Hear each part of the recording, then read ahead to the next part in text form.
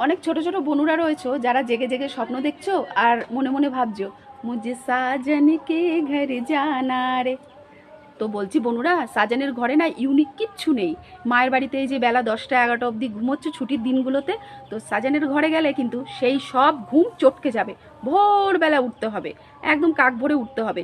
উঠেই তোমাকে প্রথমে উঠোন ঝাড় দিতে হবে, কাপড় কাচতে হবে, বাসন মাজতে হবে, আবার রান্নাটাও করতে হবে।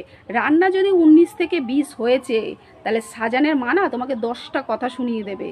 আর সারাটা দিন এমন নাকে দড়ি দিয়ে ঘোরাবে, এমন সব নিয়মকানুন শেখাবে, সেগুলো তোমার পালন করতে করতেই মাথা ঘুরবে, তোমার প্রেশার লো হয়ে যাবে। আর সন্ধেবেলা হলে যখন তোমার সাজান ঘরে আসবে কাজ থেকে, তো এসেই অমনি চলে যাবে সোজা বন্ধুদের সাথে আড্ডা দিতে। আর ঘরে এসে খাবে দাবে আর মোবাইলটা নিয়ে টেপাটেপি করতে করতে ঘুমিয়ে পড়বে। এই হলো সাজানের বাড়ি গেলে সংসার জীবনটা। বুঝতে পেরেছো? তাই পড়াশোনা করছো, মন দিয়ে পড়াশোনাটা করো। যখন সময় হবে, ঠিকঠাক মতো একটা নির্দিষ্ট বয়স আসবে বিয়ে করার, তখন তোমার মা বাবা তোমাকে দেখাশোনা করে বিয়ে দিয়ে দেবে। বোঝা গেল?